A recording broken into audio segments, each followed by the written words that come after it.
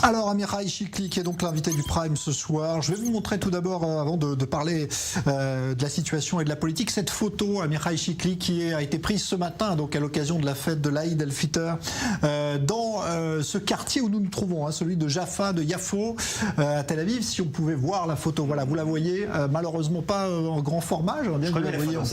Voilà, vous avez vu cette photo des fidèles musulmans qui... Est-ce que vous êtes choqués quand vous voyez cette scène ou pas?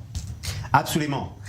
זה בהחלט שוק, אני חושב אבל שזה גם לא מפתיע. אנחנו בעצם בתהליך של הידרדרות. Plus surprenant. Il y a une détérioration qui a commencé avec l'opération Gardien des remparts et avec la création de ce gouvernement qui inclut un acteur qui représente les frères musulmans et la gauche radicale, cette alliance entre la gauche radicale et les islamistes, c'est cela qui nous a mené à cette situation. Je n'ai pas souvenir qu'à la veille de Yom HaAtzmaut, du jour de l'indépendance, on brûle un drapeau d'Israël sur le mont du Temple, qu'on entend des cris Chaybar El Yahoud, parallèlement à la cérémonie de Yad Vashem. Et quand l'ennemi identifie une faiblesse, eh bien, c'est ce qu'on obtient et c'est ce gouvernement qui a donné à ces islamistes cette force non négligeable.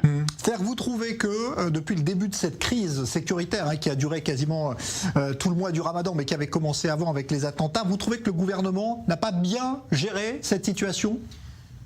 Cela vient bien au-delà d'une bonne ou mauvaise gestion de la situation. À partir du moment où un parti comme Ra'am, bien que le chef de ce parti, Mansour Abbas, dise des choses modérées, eh bien, il est malgré tout entouré par des gens comme Walita, du comité, de la commission des affaires intérieures, avec des gens de son parti qui parlent le langage du Hamas, qui disent que les Juifs n'ont pas de droit à Jérusalem, qui parlent du mur occidental comme de Al-Burak, qui font des manœuvres avec les Jordaniens pour dénier à Israël la souveraineté sur le mont du Temple. Quand l'atmosphère est celle-là au sein du gouvernement, eh bien c'est une situation qui est très grave. Comme les chefs de Yamina, Naftali Bennett et Ayelet Shaked avaient dit, nous n'avons pas le droit de créer une coalition avec Ra'am, et c'est ce qu'ils ont fait enfin. Alors il y aura quand même jeudi, pour la première fois, les avions qui paradent pour la fête de l'indépendance en Israël vont survoler la ville de Hebron. C'est une première.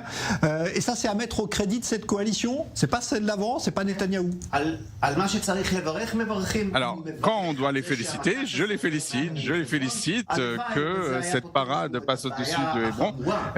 Si seulement ça pouvait résoudre le problème grave qu'on a sur le terrain, la faiblesse qui est reflétée par l'État d'Israël, et cela s'est ressenti surtout parmi les Arabes israéliens. Alors, il y aura dans quelques jours le retour des parlementaires à la Knesset, donc vous allez revenir à la Knesset. La Knesset aujourd'hui, elle est complètement divisée, puisque la coalition n'a plus vraiment de majorité, on est à 60-60. Est-ce que vous pensez, c'est ce que semblent dire certains, que cela va basculer dans le camp peut-être de Likoud, de Netanyahou et peut-être de personnalités comme vous qui vont pouvoir former une autre coalition? Vous pensez vraiment que ce gouvernement-là va tomber? Il y a une chose qui est certaine. Ce qui est certain, c'est que le gouvernement actuel a terminé sa vie.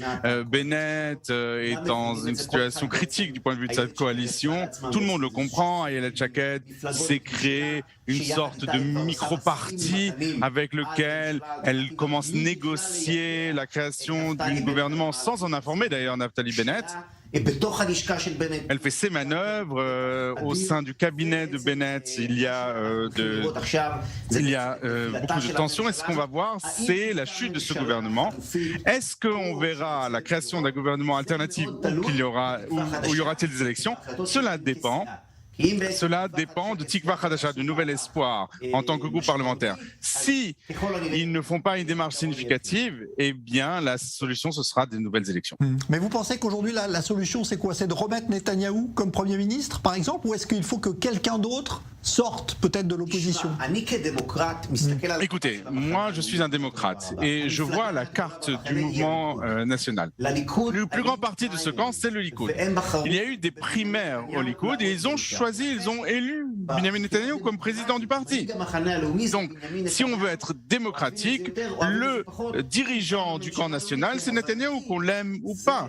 Donc, s'il y a un gouvernement du camp national, il sera le candidat au poste de Premier ministre, peu importe si on est d'accord ou pas. Si on accepte les règles du jeu démocratique, eh bien, ça devrait être le cas.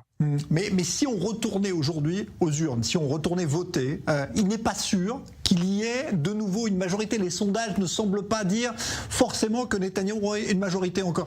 Vous pensez qu'on peut retourner encore, reprendre le risque de bloquer le pays? Est-ce qu'Israël peut se permettre ça aujourd'hui? Vous parlez d'une situation dans laquelle il y a de nouvelles élections. Mais là, justement, la question, c'est y aura-t-il un nouveau parti qui pourra proposer un changement et dépasser le seuil des 61 sièges à la Knesset? J'espère que j'aurai la capacité à le faire.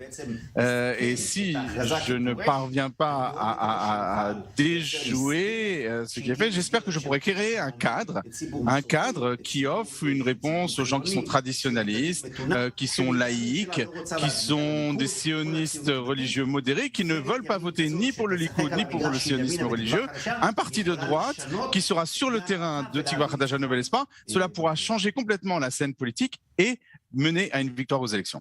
Ce qu'on comprend en tout cas, Amichai Shikli, c'est que depuis que Bennett vous a expulsé de Yamina, vous avez coupé complètement les ponts avec lui. Il n'y a plus de retour possible pour vous, parce qu'on sait que là en ce moment il y a des tractations pour essayer de ramener des députés dans la coalition. Pour vous, c'est terminé. Ouais. Ça fait bien longtemps que c'était terminé. Bon. Et vous trouvez que c'est un mauvais Premier ministre quand vous le regardez objectivement? Essayons d'être objectifs un petit peu. Vous trouvez que c'est un mauvais Premier ministre, Naftali Bennett? Je pense que les démarches qu'il a effectuées, en fin de compte, écoutez, les gens ont des rêves. Et il voulait vraiment être Premier ministre, il le désirait beaucoup. Sur le plan idéologique, je voulais qu'il réussisse et je l'ai suivi pendant un moment, pendant 2 campagnes électorales. J'ai beaucoup investi, beaucoup d'amour dans cette démarche politique, mais ce qui m'intéresse, c'est de promouvoir les valeurs du camp national, que la droite l'emporte. Et nous disions que nous sommes à droite du Likoud. Nous voulions une politique plus sécuritaire, plus ferme. Nous voulons la souveraineté, nous voulons une fierté nationale, nous voulons la sécurité intérieure, nous voulons le peuplement de Judée et Samarie. Et voilà, et sous la direction de Naftali Bennett, on a le peuplement le plus faible en Judée et Samarie depuis 5 ans. La sécurité personnelle est remise en question. On a eu une vague de terrorisme qu'on n'a pas vue depuis bien longtemps. Beaucoup plus de tués que pendant toute l'opération Gardien des remparts. Et en ce qui concerne les relations internationales, ce qu'ont dit Yair Lapid, Nachman Shai, Bar-Lev, qui disent des choses abominables. Nachman Shai dit le ramadan s'est passé de manière relativement paisible. Excusez-moi, monsieur Shai, est-ce que nous vivons dans le même pays? Il y a eu 15 morts. De quoi parlez-vous? De quoi parlez-vous? Donc c'est le gouvernement qui a été créé par Naftali Bennett et je pense que c'est quelque chose qui est tragique pour le camp national et qu'on ne peut pas faire en sorte que quelqu'un arrive à un poste aussi éminent et soit complètement déconnecté des règles démocratiques avec uniquement 5 sièges, avec des partenaires qui n'ont rien à voir avec lui. Quelle est la vision de ce gouvernement? Quel lien peut-il y avoir entre Meretz, Ram et Naftali Bennett? Quelle est la vision? Quel est le chemin qu'ils empruntent? Et un Premier ministre, on a besoin qu'il serve de boussole, qu'il donne direction. Et c'est pourquoi Israël est plus attaqué, notamment par des pays qui avaient des relations correctes. La Russie, on a vu que les relations avec la Russie se sont détériorées de manière grave. Alors, je n'accepte pas tout ce que disent les Russes, hein. Ce qu'a dit leur ministre des Affaires étrangères, c'est scandaleux.